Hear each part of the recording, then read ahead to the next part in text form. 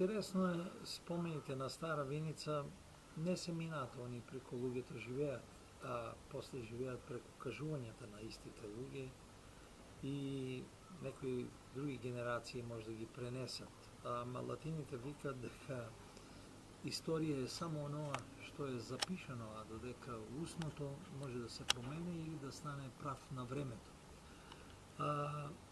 Моето семејство е кумски односи, ние сме кумове на бојаджиите. Двата брата Јордан и не знам како се вика другиот наш кумашин. Едниот од браќите ги има повеќе детно семејство. Тоа е Мијалче Укочани Бојаджиски, Благој Бојаджиски, Киро Бојаджиски, Дичо Бојаджиски, една сестра има, Марионка. Меѓутоа, јас ги знам добро троицата. Киро Бојаджиски како жив Хомер на крајо, знаеше многу приказни за крајо и мајстор на природата и лово. Он е самиот магистар по лов. Благој Бојаджиски, поранешен директор, и Мијалчо, многу наративни луѓе кои знаеа да раскажуваат. Додека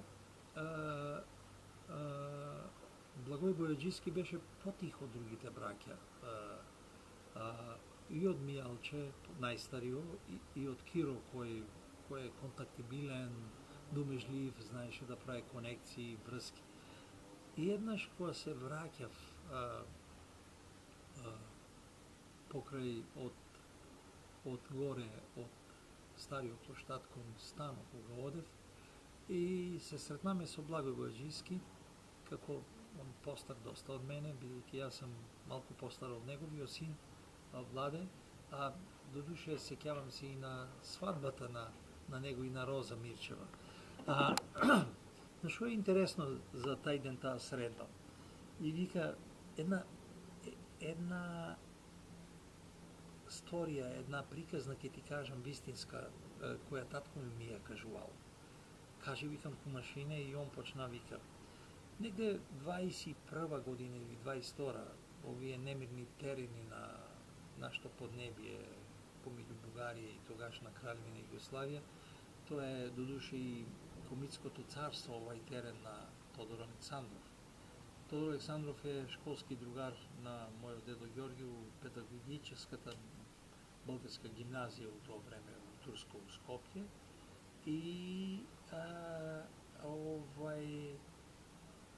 таму е интересно дека е Христо Матов, еден голем илинденски деец, бил нив професор. И они се нивни васпитаници всушност. Има брато на Христо Матов е познат војвода, неговиот огранок има нешто семејство у Софија, а умрење скоро 100 годишниот син на Матов, адвокат у Софија, кој беше представник на тамошното ВМРО. Зборо ми е да го кажам, она што ми го кажа Благој Бојаджиски, нашата кафана е била на центаро у тоа време, елитна, модерна, лош израз земах, него знаменита кафана на пазариштето. И две гостински соби е имало тие позади на кафаната. Во тоа време доаѓа некој пограничен висок официр, полковник српски од Кралевина Југославија, и додека го сместат на терено или постојано живеалиште му најдат, неколку дена престојувал у таа гостинска соба. И мојот дедо еден ден како домакин да се каче да виде како е, да не треба нешто, има што да виде.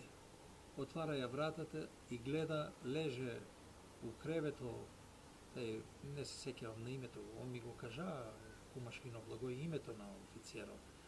Леже смрзнат, а Тодор Александров седе до него со нож у рака.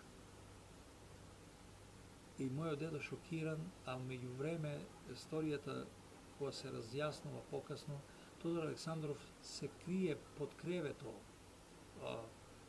и го чека него да дојде, знае дека ќе одмара, а тоа е сред бел ден, со милициски станици, полициски станици, таква храброст на еден војвода, водач на едно револуционерно движение, али не е презало и од директни судири на физички обрачуни.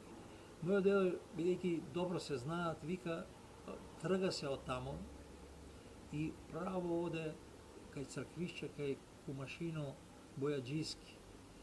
Како блиски луѓе и му вика, готово е нашето, вика, Тодор сега ќе го заколе и вика, ни дете ќе остаат читаво, ни ќе не запалат, вика, србите готови сме. Но Тодор Александров не го убива тај офицер, само му е зборувал нешто. Што е зборувал, на мене не ми е познато, ни на никој не е познато. Одма, уште истиот ден, тај полковник ја напушта Виница и никој пат не се враќа.